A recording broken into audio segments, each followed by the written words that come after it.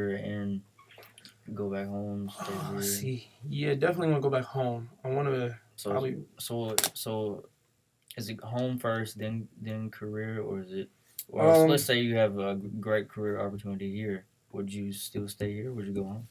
it's a tough question. I ain't gonna front. Like I said, it's depressing for me to be here, but I'm also not stupid. So, if that career could be a stepping stone to get me somewhere else, then I'd take it. I'm not gonna say it would be the easiest idea. I mean, easiest thing, but if it depends also because it's not really for me about the money. So, if the career opportunity is just great, and I could end up being like a NYC bestselling or when I say NYC New York Times bestselling author with that career move here and get closer to the prize, the Pulitzer Prize, I'll do that. But if it's oh yeah, here's 100,000, but in New York 60,000, I take the drop. Happiness, you know what I'm saying? I Mm-hmm. get to be around my family again. I'm not gonna sit here and say I wouldn't do the 100 for maybe an opportunity to take it, but if it wouldn't for me. It's not always about the money. So yeah, I'd say as soon as I graduate, start applying to see what I can do with career, Mm-hmm. and then home. So that's probably the way I would go about it. So so the happiness of home would weigh more than maybe a good career opportunity, or Yeah, like I said, it just depends on the career opportunity, how good the career, like, because yes, being happy matters, because you know what I'm saying. You got what a lot of people out here who have the career, the money, but they're not happy, mm-hmm. and in the end, they just, you know what I'm saying. That's it for them. Yeah, So like, who is it? Robin Williams. That's, maybe I'm saying it wrong. I don't know why I'm that saying it passed wrong. away a It, couple years ago. the actor who committed suicide. Yeah. I mean, from the outside, it looks like wow, he got the great career. Mm-hmm. Awards and all that. His Mm-hmm. And children favorite. got these what comedy movies and everything. Yeah, and then he commits suicide. So it tells you that happiness does come first. Don't put the Mm-hmm. money first, but also don't be stupid and put your happiness first and be homeless. Mm-hmm. Because, I mean, are you gonna be happy when you're homeless? I mean, you could be, but let's just be real. Sometimes you gotta take a hit. Mm-hmm. But yeah, I mean, happiness weighs more, but it also depends on the career. If I'm able to get 50-50 or 50, I mean 60-40, sure, but I'm not gonna take a 10% happy and 90% money, and I'm not gonna do that. Mm-hmm. No questions. Um, Not to go back on anything, Uh, but just with the whole not accomplishing anything, like, do you not take pride in the fact that everything that you have, you've worked for? I do, but I think that's more of a something I could give pride and say to my brothers and sisters, yeah, yeah, y'all can do this too. But accomplishment wise, I mean, I could take pride and say, yeah, I've done this all on my own. But if I had somebody to help me out, then I think it would have been a little bit better for me. I didn't get baby steps. I got pushed, in a sense. And it's not like I got pushed and landed or started flying. I got pushed and hit the floor. That's what I'm saying. But look at where you're at now compared to when you were on the floor. Do you not I look. find I that as mean, an I accomplishment? look down and say, "Look where I came." But the accomplishment aspect, I am cognizant. I'm not, on the not it's only bad. It's only bad. I'm saying, yeah, this is. I did make some moves, and I am able to say, yeah, I did this. But at the same time, I think that part I take more pride in to say, they seen, they seen this. My little brother and sisters, they seen this. They can do it now. You know. But if you don't look at that as an accomplishment, then are you looking at it as a stepping stone to say, like, oh, I made it here, like you said earlier? Like, I can say a stepping stone, but I also look at it like I said, it is a stepping stone, not just for me, for them. But maybe I can say that that's an accomplishment. I built this stepping stone for them. They know now what they can do and can't do. I can say that is an accomplishment. But as for me, I mean, I'll take the fact and say, yeah, I did this. I can say that, but I'll take more pride in or the happiness to say that I built this. You guys see it. Do better. do you feel like you're too hard on yourself sometimes? I mean, like, I mean, I feel like it's good to be hard on yourself. Don't get me wrong, like, so that you can keep going. But do you feel like because listening to you earlier saying that you don't have any accomplishments, I don't know if you realize like the way you're saying it, but listening to it, it sounds like you just feel like no matter what you do, I mean, not to say that you shouldn't keep pushing because you should, but do you ever reflect and actually be like, hey, I'm doing good, or like, are you too hard on yourself? I don't know what's being too hard on myself. I don't know what's being too light on myself, being too hard on myself. I feel like I've been too light on myself enough, and that's why I miss things by just that much. But let's see, with the accomplishment, I do look back and say, look where I came, because I remember when I first started college and I moved into, I didn't really, I had started like a regular sheet. I didn't have a full blanket. I had like a 12-inch screen as a TV, maybe a little bit bigger. Now I got a 55-inch, QLED, and I got, but you know what I'm saying, like I got the sheets, the bed, the pillows, you know what I'm saying, the clothes that I didn't have before, sneakers. Yeah, but I mean, I do look back and say, yeah, I made some progress. But like when I say accomplishments, I'm saying like a life goal. I don't feel like I did want to like those are the things you get to enjoy, you know. But like accomplishment wise, when I'm saying that, I mean it in the sense of I didn't do this when I told myself I was gonna do it. That's what I mean by accomplishments. But when I look at those things, like yeah, I did. I can say though, if you want to look at it like that, yeah, those are accomplishments. Okay. On another note, as far as you say you read a lot, like what have you always been into reading and like self-educating yourself, or when did you get into that and what made you want to do Man, that? I always liked reading. My cousin Johnny, he's a little bit older. I'm his favorite story to tell me, man. His favorite story. That man puts me in such high regards as far as being a great mind. So he's like Johnny, he used to have a bookshelf. He said out of all the people, family, friends, people that just came to visit, he said I'm the only person who ever tried to read books or asked him about the books on the bookshelf. He said everybody else just ignores it.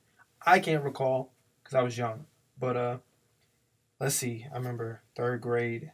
That's when I really started. I can really think back. Like, yeah, I tried to read these books. Remember they had a thing where you read a certain amount of books, you get a bike. So you had to read 100 books to get entered into the raffle. Now, I'm thinking, let me go ahead and I think more than that. I think I did 400 books, and as in a year, did 400 books. I ain't won the bike, but tried again, tried again, tried again, and then my first major book that I read was Moby Dick. That book was like, wow, I submerged myself. I put myself in another world reading that book, and I was like, let me keep reading. I think you told me a little bit about that story. Would you like to? Oh, Moby Dick? Yeah. Man, let's see. Call me Ishmael. You know what I'm saying? Not about the story. Okay, Moby Dick, I was about taking the myself story. back. Take myself back. about what happened in the process of you trying to read that book. Oh yeah, People so trying to hold you back. there's different versions of books. They got the ones that they try to cut down for the kids. I had the one that was like 800 plus pages maybe, and so it's a thick book. I take it to school, and they're doing the reading levels, and they're like, nah, yeah, you can't read that. I'm like, wait, what? You tell me what I can and can't read because you think this is what a reading level is. Nah, but and I know it's very crazy to think about it, but it's like these people are supposed to be the ones to elevate you, not tell you you can't do something. Now, if I came in there with a Russian textbook, you know what I'm saying, and they know I don't know any Russian, they would look at me like, come on, man, stop playing. Understandable. But I'm reading a book that I told you I read, and you're going to try and tell me, like, oh, no, you're not good enough to read this? No. And I'm like, so you're really going to tell me I'm supposed to read this? But the class favorite, who stutters when they read in class, gets to be on the highest reading level. So that's what it was kind of like. So I had to tell myself that no matter what anybody tells you, if you know you're capable of doing it, you gotta go ahead and do it. So that's why Moby Dick also sticks out, because man, it's a great book. I read it a couple times, and that circumstance with that book put me in a position to say, all right, yeah, you could do this no matter what. So yeah. Okay, I got another question. Okay, so you come off, you can be intimidating, right? Because it seems like you got everything figured out, which obviously, it doesn't. I mean, even if you don't, and you just give off this persona that you do. Mm-hmm. And is it hard to like? Do you know that you like keep up this persona, or is it hard to keep that up, or because I mean I don't necessarily think that you have it all together, or like I know exactly what you like want to do with your life or anything like that, but it just you always give off this vibe like regardless everything's gonna be all right, or I'm gonna make it, or I'm gonna be on top. Shoot. I mean, I ain't gonna front. I can't let people see me fold. That is, I mean, and I say that I can't, I can't show my weakness to an outside world because the outside world wants to see you be weak. And I don't have it all together because if someone asks me a question that I don't know, I'm gonna tell you I don't know. But if I know a portion of it, I'll be like, yo, this is what I do know. But I'm gonna try to make sure I know so that no one can catch me off guard with what I don't know. If you see what I'm saying? So I don't have it all together, and I do know what I do have figured out, so that no one could take me away. That goes back to the book. No one can tell me what I don't and do have figured out, because I know this for myself. But to keep that up, it's not the fact that I'm keeping it up, because like one of my favorite rappers, Joe Budden, said, he's like, I'm tired of being strong. Let me be weak for a minute, or I'm trying to sit in silence, don't speak for a minute. Tired to be strong, just let me be weak. Sometimes in my quiet hours, I'm like, yo, this is a lot. Let me throw this off, and sometimes the people who are closest to me have to see that, or they have to get the me that's unapproachable or intimidating, because that's just me at that moment saying I need my time alone to heal and prepare myself for the next day. Did that answer your question? I suppose. Do you but do you think that being that way helps you like be stronger because you have to put on the not put on an act. I mean I'm sure you are strong, but I'm just saying like if you constantly do that, does it help you to It helps me because it helps me and it disables me, because to let someone in a position where they can see your weakness now, they're also able to take advantage, and because there's so few that do have that key to get in, that one person that gets in is like a sloppy tenant in a brand new built house. They might leave, and now this house is never the same for the next person. Or I gotta do extra cleaning to get it back to the way it was. So, it's shoot, man. To be honest, it helps me in a sense that like I said, I know myself, and I know when to show emotion. I know when not to show emotion. I know when to display my intelligence, and I know when to just sit back and be quiet. And then the weakness comes in. No one really getting to know the real you at the end of the day. But when they get to, or they get close to it, they're now in a position to, disable you, help you out, or they just are way ahead of everybody else. That answer? mm-hmm. All right.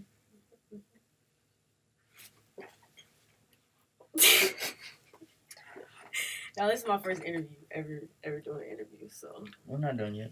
I know I'm not saying that. You're very quick with your words. I believe the term is the gift of gab, right? Oh, so man. Where does that come from? Yo, I ain't gonna front. I have no idea. But my uncles say I get it from my father. I don't know, because I don't know my father that well. Mm-hmm. But they always tell me my father has the gift of gab. Or there's certain people that just talented with it. But me, man, I read a lot, battle rap, I write a lot. Favorite rappers, I like to play with words. And I think just always having words. Catcher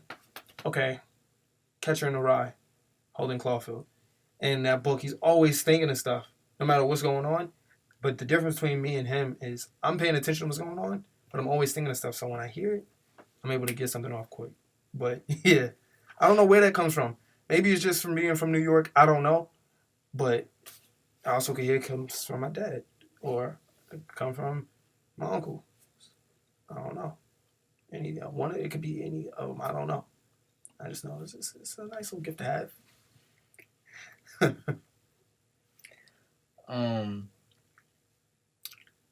So you mentioned your dad. Mm-hmm. You say you don't know him that well. Nah. Honestly, I don't even see my dad in 22, maybe 12 plus years. but I have contact with him here and there. Mm-hmm. Like when I go over to New York, I'm gonna go see him, meet him. Probably this will be my first time seeing him in, like I said, 12 years. Mm-hmm. Uh, What do you think they'll feel like seeing them first time in 12 years? I don't know. I really don't know. This is one of those moments where I don't know. Mm-hmm. Cause I wanna, man, I want a father figure. I wanted somebody to be there to tell me stuff, but I didn't have him there. So I don't know if I'm gonna have those feelings of resentment towards him, like yo, you let me down, or if I'm gonna have the feelings of if you would have been there, I would have never lost out on these opportunities, or you could have saved me, or I just needed, your help. I don't know. Or I could just feel the relief of, man, you're not being there helped put me on a path to be a better person. I don't know. So I just know it's a mixed bag. It's a mixed set of feelings because, like I just spoke to him the other day. One of the great memories I have with him. So, yeah, I love French toast and he would make it all the time. So, man, but there are some things that he did tell me that stuck with me to today that I can't say make me want to have that feeling of, man, why didn't you just, you know what I'm saying? Like what you said then has helped me out now, and so much more you could have. So, one thing was like I remember, I had gotten into a fight when I was younger. He gave me that encouragement of, look, they are only like, and to sum it up, I don't know exact words, but to sum it up, the lesson I learned from it was people are only as you make them to be. You know what I'm saying? So you don't have to be scared of somebody. You don't have to be a bully to somebody. You know what I'm saying? They don't have to be weak to you. They don't got to be strong. But even if that's not what he meant, that's what I got from it. Or another thing he told me was to learn to cook, because as a man, you don't want to be one of those people who has to be dependent on a female to cook for you, or another person to cook for you, or anything. And the reason I say female, of course, is you don't want to be that husband that don't know how to cook anything. Your wife's cooking everything. But I learned how to cook based off of those words. And, everybody who hears I can cook, like, wow, you can cook. And I'm realizing now, like, that's a skill, but, like, that's a skill to know how to cook. You know what I'm saying? I can't eat fast food every day, but Hey, not everybody knows how to cook. yeah, but a lot of that's what it is right there with him. Um, is there anyone else, that's kind of played that father figure role for you? Father figure role, the closest. I'm not gonna say a father figure, because I don't.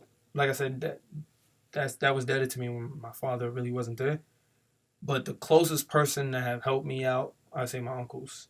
Uh, I have three, but really it's two, and then there's one that's really main. I could say my step pops, but even my step pops, it was already, in a sense, already too late. You know what I'm saying?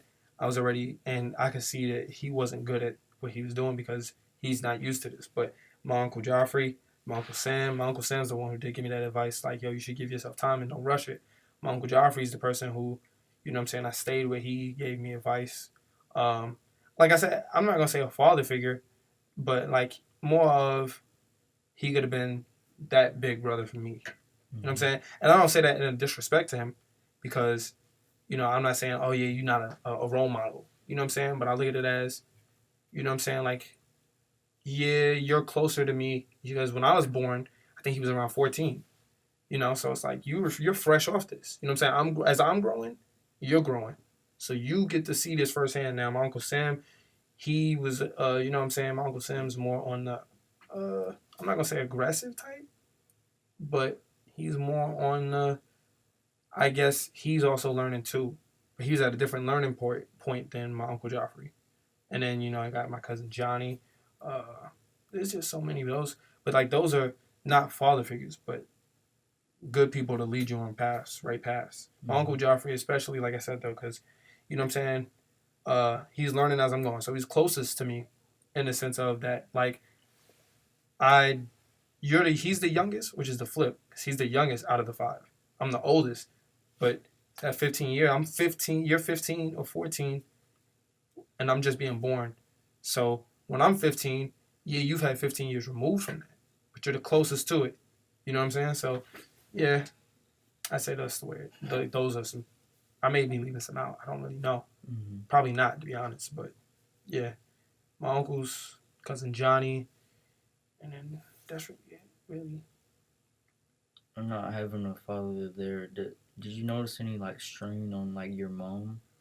Yeah, I'm not gonna front. Me and my mom have a bumpy relationship. Mm-hmm. My mom got married. That's when I felt like the relationship changed, and me being like, okay, it was me, my mom, my sister, and then at the time my grandaunt, because my grandaunt was sick, and let's see, like when she was sick, she had cancer and it was terminal, but like I didn't see that because I was younger, but like as time goes and it's finally actually getting to the point where she's now house in a bed all day. She has a nurse coming through. My mom got to take care of her. You know what I'm saying? That was the difference. But like not having okay, the main thing, my mom always was able to get it. My mom being the oldest out of three brothers, one sister, she was the tough one in the family. As far as I've told, like the stories I've heard about my mom is substantial. Like this crazy, you would never expect it.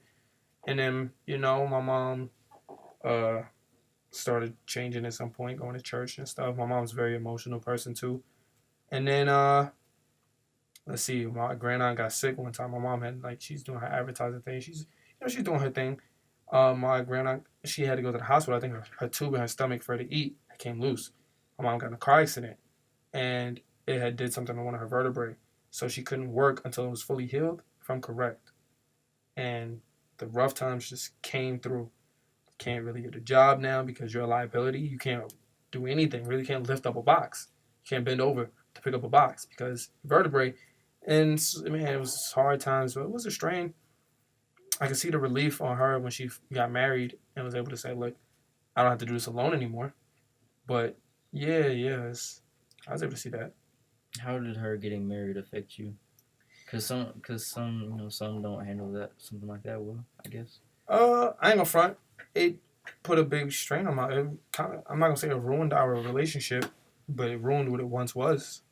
Uh, you can see changes that weren't there. That she may not have picked up on herself. It may have been unintentional, but that's when the distance started coming, and I guess for her happiness, it kind of flipped it. You know what I'm saying? Like it was us. You know what I'm saying? Like I remember her telling us, my grandma had passed. It was just me, my sister, my mom. She's like, yeah, well, one, we got to work together. But when she got married, it was kind of like, yeah, it's me and him, and then you two. But it wasn't. It wasn't in a sense of y'all don't exist somewhere. Like not to say it like that, but it wasn't so much. It was now.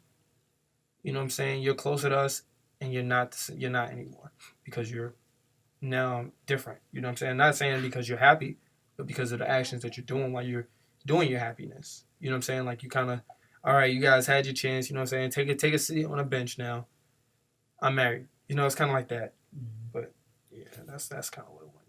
I'm not gonna say it. There's some things I don't agree with that my mom do. Like I not calling anybody. I'm one of those people who at a certain point it's too late. So my uncle's he got married. I'm not calling his wife aunt. She's an aunt, but I'm not calling you an aunt. Not out of disrespect, but it's already too late. You know what I'm saying? A good majority of that time for you to be called that significant figure is past. My mom would try and like in a sense try to get me to call my step pops dad. I'm not. I'm like nah, it's not happening. I don't have a father figure. He's not a father figure. Uh, yeah. So there's a lot of me and my mom butting heads, but that was that with the marriage really. So how did the stepfather treat you? How's he? I'm not gonna How's say that relationship? our relationship is really. I ain't gonna say in front. I can see sometimes him trying, but for me, it's just not there. Mm-hmm. Uh, Not just on account of maybe him, but on account of my mom too, because you trying to force me to do something, call this man something that to me he's not. For your own, like I said, for your own sake. But the relationship with him is really not there. You know what I'm saying? It's not like I'm gonna say, yo, I hate him, but at the same time, it's like, I mean, there's not really much there. I haven't spoken to him in a while. Uh, Maybe here and there conversations, but I haven't spoken to him in a while. I'm not gonna say I don't respect him. I do respect what he did. For example, you did marry a woman who has two kids already. You did. I mean, you guys were married. Uh, you know, let's see. You did take on two people, but I just think like you did. He did these things. He did them which are noble acts, but like I said, you not knowing you did it all wrong, and that's what I think the biggest strains between that isn't the relationship's really not there. You know what I'm saying? It's more like a friend. Mm-hmm. But yeah, that's it with him. That's better than nothing. I mean, like I said, I give credit where credit is due. Yeah. You didn't have to do that, but yes, it is. I mean, I guess it is better than nothing, but it's not a father. Yeah. That's what I can sum it up as. Mm-hmm. Oh, is there anything that you'd like to talk about that we haven't talked about yet? Anything on your mind? And again, I'm the interviewee. Huh? I'm the interviewee. That's fine. Is there anything that you'd like the audience to know? No, I mean, not really. Like, I'm guessing this is the end of the interview because usually you say that at the end of the interview. yeah, like, yeah. I mean, nothing that I know of. Where would you like to be in 5 years? 5 years? Yeah. Home, number one. I want to have 1 or 2 books published. Podcasts to take off. Not ever to be in a position of need. I don't think that'll happen in 5 years, but it can happen in 5 years. Be in a career. Be happy again. Happy every day. Happy again, so you're not happy now. I'm not as happy as I can be. I'm happy, but I'm not 100%. You know what I'm saying? So what does 100% look like? What does that look like? 100% for me. Position where I think there's no more hurt. You know what I'm saying? There's no more hurt. There's no more need really. I can sit back and look and say, yeah, I did this. I'll be in an environment that I want to be in again. Stuff like that. That helps put it up there. See my brother and sister. Because that's like a shortcut to the happy, 100%. Being around them. No matter what, you know what I'm saying? Those two, my sisters and my brother, those are like a shortcut to the happiness. Mm-hmm. But yeah, when I'm around them, that's 100%. You can see that. Mm-hmm. So I'd say that's the best way to see it, 100%. You mentioned no more hurt. What is the hurt? How do you get rid of that? I don't know, man. It's a process. I'm not a very forgiving person. Some things bother me more than other things. There are certain triggers, certain shortcuts to the hurt that put me in a position of where I was, and it'll put me right back in that state. But to get rid of it, I don't know how to get rid of it. I don't know. It's something I haven't learned yet. Do you think you'll ever figure that out? I hope I do. I don't know if I will. I hope I do because, like I said, there are other people who might need this. And especially as a writer, there are people out there who might need that. They don't know. So to put that in words from like, this is how you do it. Mm-hmm. It's not going to be easy, but that's how you do it. Mm-hmm. You know what I'm saying? I think a big hurt is, besides like other things, big hurt, like let's say a surface hurt, is either the words of people who know the circumstance or circumstances and they choose to take those words and, you know what I'm saying? Or people who don't know, but they'll help prolong a stigma or a false sense or something that they just don't know about you or anything concerning you. Those are like shallow hurts, but that's even then I can't get over that in a sense because it'll bother me in the head like you really, you know what I'm saying? Like you did this, you know, so I don't know. I hope to find a way to rid myself of the hurt. Hopefully one day. You mentioned forgiveness. Do you think that's something you need to get better at and something you need to work on? You know, I do not know. My mom is very heavy in the Bible. My biological father, of course, he is too. My uncle, every time I get on the phone with this man, Bible. My father, every time I talk to this man, Bible. My mom, every time I talk to the Bible. And that's no slight to them, but I think forgiveness is forgiveness is letting something go and never bothering you, right? Mm-hmm. Maybe there's more to it, but I think you don't necessarily have to forgive somebody. You know, like you did me wrong. That wrong could have been crazy, but do I have to forgive you for it? I'll be feeling like no, because I'm not gonna sit here and harp on it like, oh my God, I hate this guy every single day. It's bothering me. But I'm gonna be like, all right, you did it. I see you. I know you did it. All right. You know what I'm saying? Like there are, you know, I was a revengeful person because I play a lot of chess, but like, all right, let me start putting the steps together to get this person back. But then there's also the part where you're just like, I don't care. You did it. I don't care. We're not cool now. There's no coming back. The relationship's gone.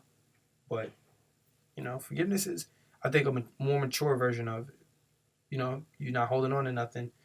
I'm not saying not hold on, but I'm saying like you're not holding on to anything. You're more just mature about the circumstances. I don't think it matters so much if you just don't care to forgive. You know what I'm saying? Mm-hmm. I think that's where I go on with that. Do you not think forgiveness would be a way to improve you not hurting? No. Or to work on that? Because okay, a lot of people say that forgiveness is for you, not for the other person. Because you don't forget it. Don't forgive and forget. Like, yeah, this person did that, but if you hold on to that, or that's what not forgiving is. So, like, if somebody messes up, you forgive them for you, not for them. And then, like, do you not think of it that way? No. Because I'm fine. I'm not hurt based off of the fact of, okay, you could have shot me in the chest, right? That wound is always going to be there. I may not feel any animosity, but it's still going to pain me. You know what I'm saying? Maybe that's not the best example, but it's done. It's already done. You know what I'm saying? There might be a scar. There might be a wound. There might be just a hole there for the rest of my life. But that doesn't mean I feel any animosity. I'm going to feel the pain sometimes if the bullet especially is still there. But, like, I mean, and it's, like I said, this may be a bad analogy, but no, I don't have to have animosity towards the person behind the gun because you shot me. But the pain is still going to be there. You did shoot me. You know what I'm saying? And that's what it's like. That's what I'm saying, the hurt. If you were to forgive that, then it wouldn't be, you don't have to let the other person know, but if you forgive it, then you're like, okay, I know that happened, but I have come to terms with it, and it's okay. That's part of forgiving. But if you got shot and the bullet is still there, or the bullet went through, and your body aches from it, there's still a side effect of the action.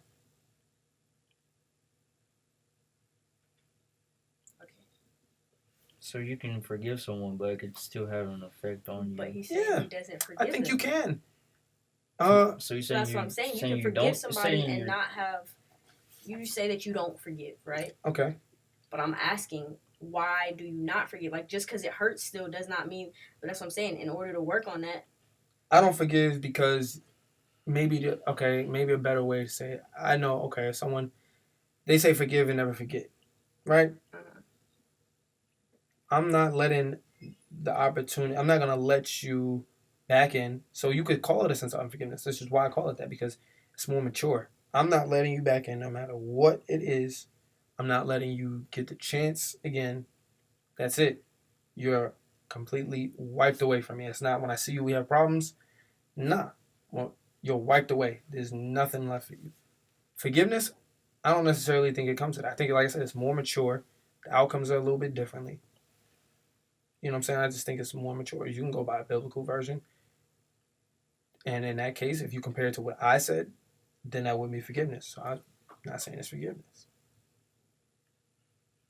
So somebody treats you a certain way, you forgive them for it, but you might treat them a little bit differently because... I mean, I don't necessarily have to treat them indifferently. Just, it's not going to be what it was. Yeah. Yeah, so, and which is why I'm not going to say it's forgiveness, because it may not have to be what it was, but there's no mature. I could say it's a little bit more immature the way I'm going about it. I could say that, honestly. And yeah, it could be worked on, but at the same time, if it doesn't bother me and it doesn't bother the other person, then what's the point? You know?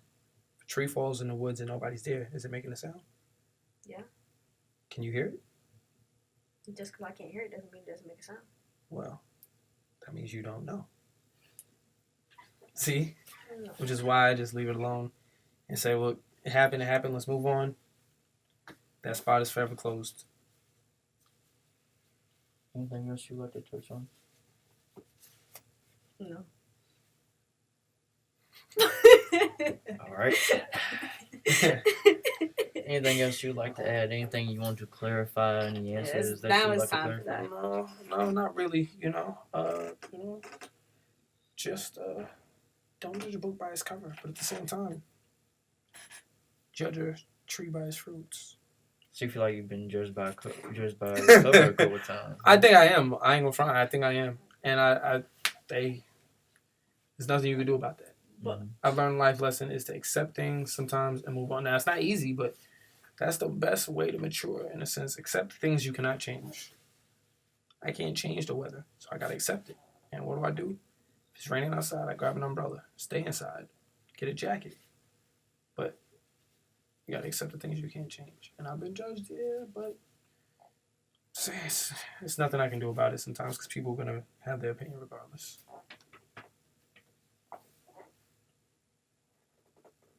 You opened your mouth earlier. I thought you had something to say. no, it's okay. It's okay. Yeah, People saw you. We on camera right now. They waiting. I don't remember. That's cap. But all right. Nothing else. No. All right. Well, this is the Talk Too Much podcast, the interview version. KG. Yep. Check this out on SoundCloud. We should have the video up on YouTube as well. Ooh, Okay. we getting fancy out here. So, this is Swaggy T. There's a little mag. KG. Thanks for listening to the Talk Too Much podcast. See you next time.